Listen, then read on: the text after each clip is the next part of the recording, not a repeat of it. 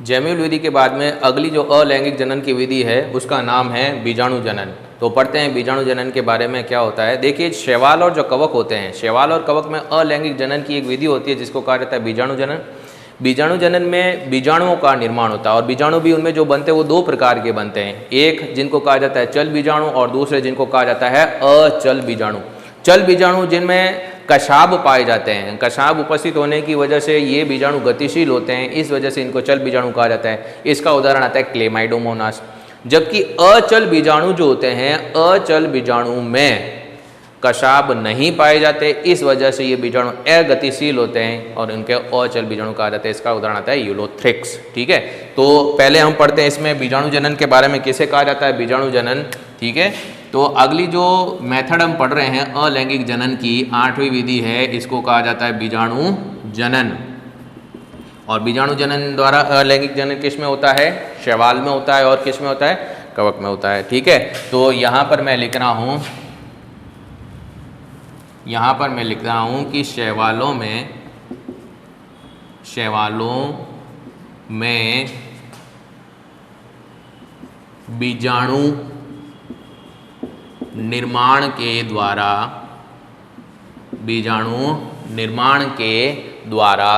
अलैंगिक जनन, बीजाणु निर्माण के द्वारा अलैंगिक जनन होता है।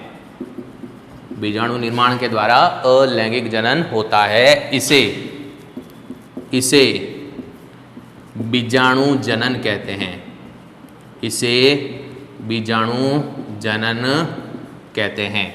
तो शैवालों में जो है बीजाणु निर्माण के द्वारा जो है अलैंगिक जनन होता है, इसी को क्या कहा जाता है? बीजाणु जनन कहा जाता है। और बीजाणु जो होते हैं वो दो प्रकार के बनते हैं। बीजाणु सामान्यतः दो प्रकार के बनते हैं। बीजाणु जो बनते हैं वो सामान्यतः कितने प्रकार के बनते हैं? दो प्रकार के बनते हैं, जिसमें से एक होता है चल और दूसरा क्या होता है? अचल बीजाणु।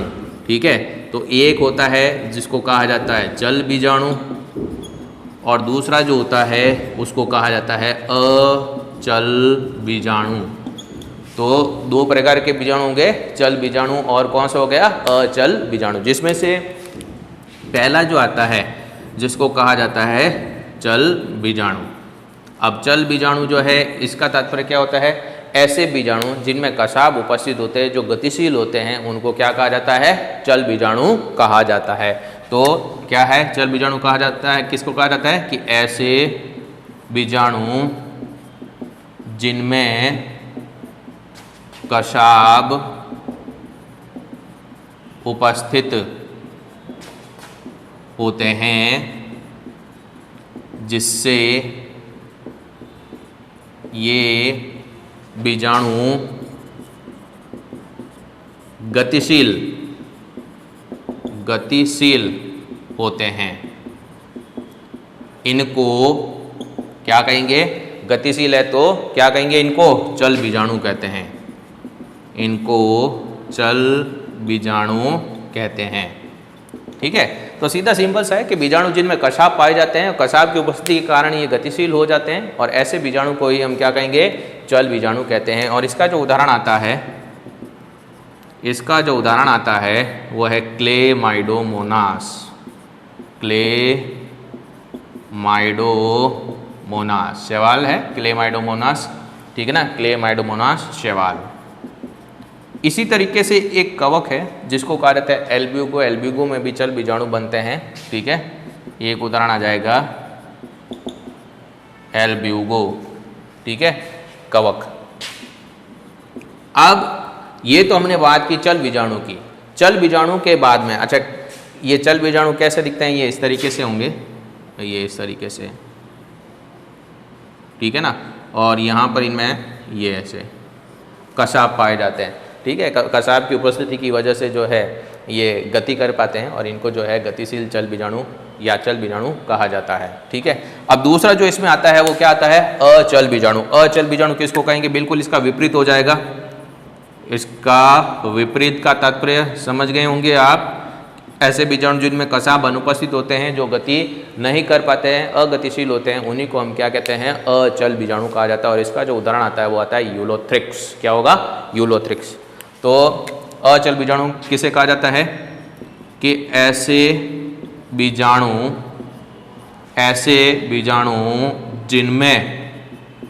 जिनमें कसाब अनुपस्थित होते हैं, नहीं पाए जाते हैं, अनुपस्थित होते हैं, जिससे ये बीजाणु अगतिशील होते हैं, जिससे ये बीजाणु अगतिशील होते हैं। ये बीजाणु कैसे होते हैं? अगतिशील होते हैं। और इन्हीं को हम क्या कहते हैं? अचल बीजाणु। इनको अचल बीजाणु कहते हैं। ठीक है, इनको हम क्या कहेंगे? अचल बीजाणु। और इसका जो उदाहरण आता है वो है यूलोथ्रिक्स। इसका जो उदाहरण आएगा शैवाल, जिसका नाम है यूलोथ्रिक्स। ये ठीक है। तो हमने जो है अलैंगिक जनन की विधि पढ़ी है, जिसका नाम क्या है? बीजाणु जनन। बीजाणु जनन में क्या होता है कि शैवालों में जो है बीजाणु निर्माण के द्वारा अलैंगिक जनन होता है, और इसी को हम क्या कहते हैं? बीजाणु जनन कहते हैं। बीजाणु जो बनते हैं वो भी सामान्यतः दो प्रकार के बनते हैं, जिसमें से एक होता है चल बीजाणु और दूसरा होता है अचल बीजाणु। चल बीजाणु का तात्पर्य क्या है कि ऐसे बीजाणु जिनमें कशाब यानी फ्लैजेला उपस्थित होते हैं, जिससे ये गतिशील बीजाणु होते हैं, इन्हीं को हम चल बीजाणु कहते हैं। उदाहरण हमने लिखा क्लेमाइडोमोनास शैवाल और एल्ब्यूगो कवक। अचल बीजाणु किसको कहेंगे कि ऐसे बीजाणु जिनमें कशाब अनुपस्थित होते हैं, जिससे ये बीजाणु अगतिशील होते हैं, और इन्हीं को अचल बीजाणु कहते हैं। ठीक है, और इसका उदाहरण आता है यूलोथ्रिक्स। अब बीजाणु जनन के बाद में अगली जो मेथड आती है उसका नाम है कॉनिडिया निर्माण। अब कॉनिडिया निर्माण के द्वारा अलैंगिक जनन जो होता है वो कवक में पाया जाता है, जैसे कि पेनिसिलियम है, एस्परजिलस है, एल्ब्यूगो है, राइजोपस है, म्यूकर है, ये सारे उदाहरण आते हैं कवक के। अब कवक शरीर जो हम अध्ययन करें तब हमें पता चलता है कि उसमें जो है पाए जाते हैं क्या? कवक जाल। और कवक जाल का निर्माण होता है कवक तंतुओं से। तो जब कवक जाल में से कुछ कवक तंतु ऊर्ध्व स्थिति में यानी खड़ी स्थिति में ऊपर की ओर जो है सीधे वृद्धि करना शुरू कर लेते हैं, तो ऐसे कवक तंतुओं को जो ऊपर ऊर्ध्व स्थिति में वृद्धि करते हैं उनको कहते हैं कॉनिडियम धर। और उन्हीं कॉनिडियम धर के ऊपर गोल संरचनाएं निर्मित होती है, स्वतंत्र सिरे पर उनके गोल संरचनाएं निर्मित होती है, जिनको कहा जाता है कॉनिडिया। और अनुकूल परिस्थिति आने पर इन्हीं कॉनिडिया के द्वारा जो है नए कवक तंतु और कवक जाल का निर्माण हो जाता है। तो कवक में अलैंगिक जनन की जो एक विधि आती है उसी को क्या कहा जाता है? कॉनिडिया। समझते हैं, लिखते हैं इसके बारे में, कॉनिडिया के बारे में। ठीक है, तो इसको रफ किए दे रहा हूँ।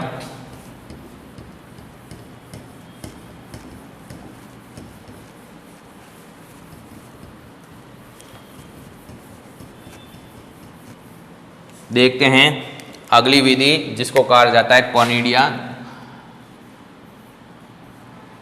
कॉनिडिया द्वारा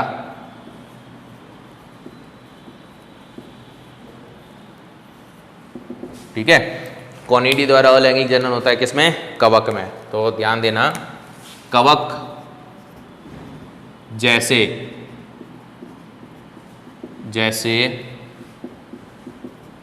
एस्परजिलस, पेनिसिलियम,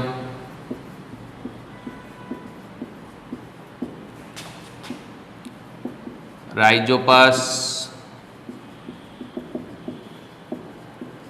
म्यूकर आदि में कवक जाल से कुछ कवक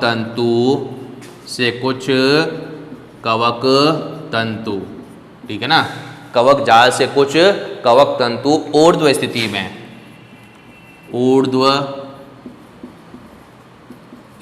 में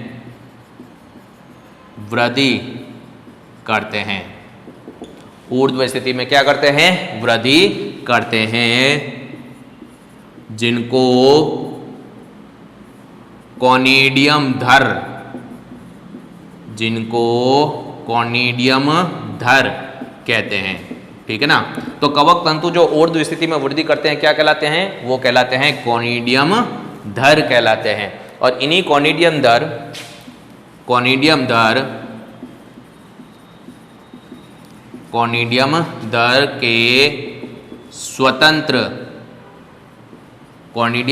के स्वतंत्र सिरे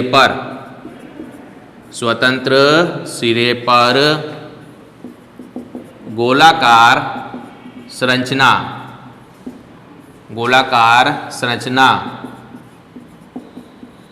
कॉनिडिया का निर्माण होता है।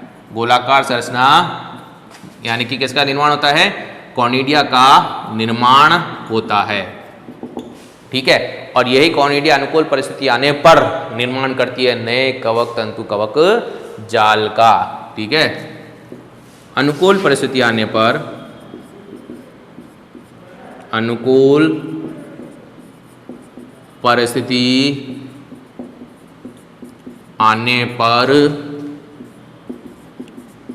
कॉनिडिया से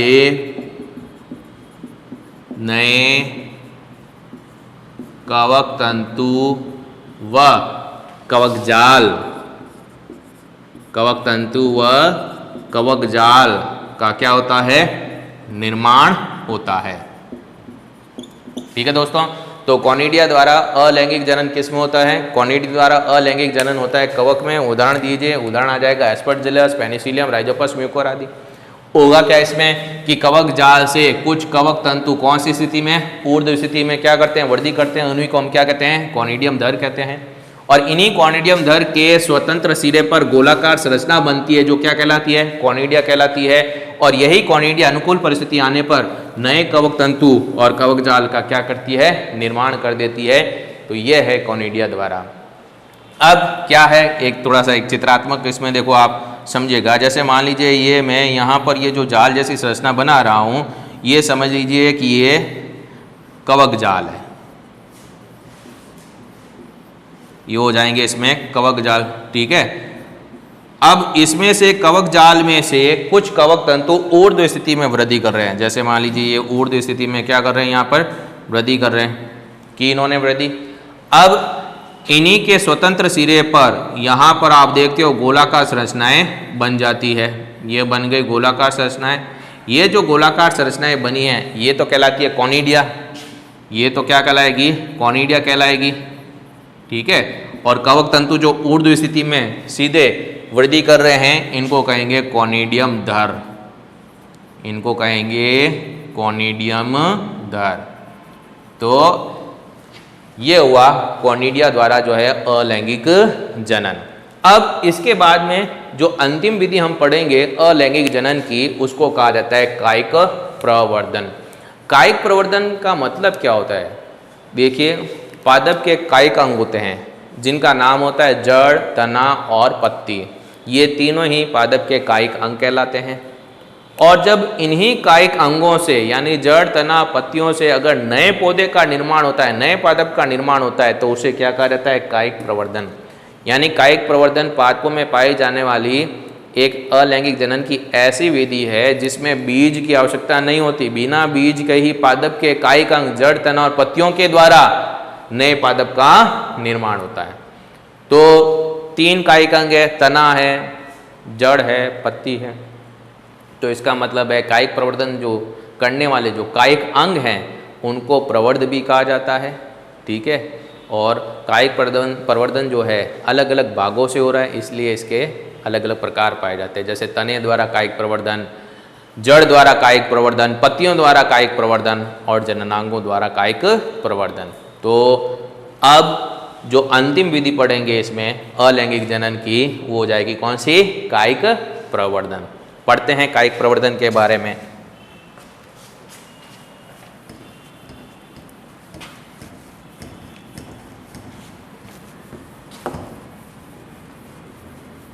तो कायिक प्रवर्धन का तात्पर्य क्या है, किसे कहा जाता है, समझेंगे। कायिक प्रवर्धन, कायिक प्रवर्धन, ठीक है ना। कायिक प्रवर्धन का तात्पर्य क्या है ये आप समझें। यदि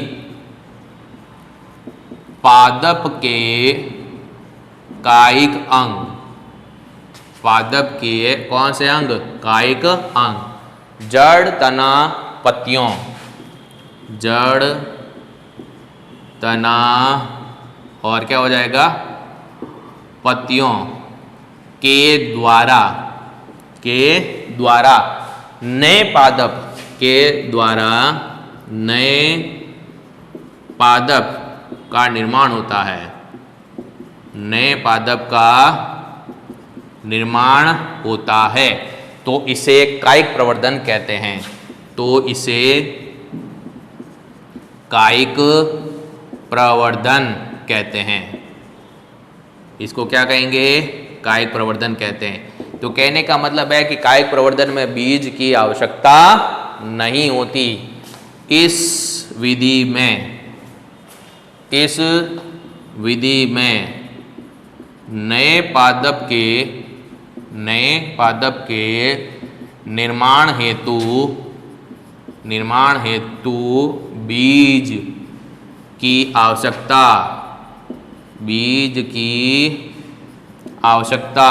नहीं होती है। किसकी आवश्यकता नहीं होती है, बीज की आवश्यकता नहीं होती है, ठीक है ना। और पादप के जो कायिक अंग होते हैं उनको प्रवर्ध और प्रोपेग्यूल भी कहा जाता है। पादप के कायिक अंग, पादप के कौन से अंग, कायिक अंग, पादप के कायिक अंग को प्रवर्ध या प्रोपेग्यूल भी कहते हैं, ठीक है ना। प्रवर्ध या क्या कहते हैं इसको, प्रोपेग्यूल भी कहते हैं। अब पादप में जो कायिक प्रवर्धन होता है तने द्वारा, जड़ द्वारा, पत्तियों द्वारा और जननांगों के द्वारा होता है। तो ध्यान दीजिएगा कि पादप में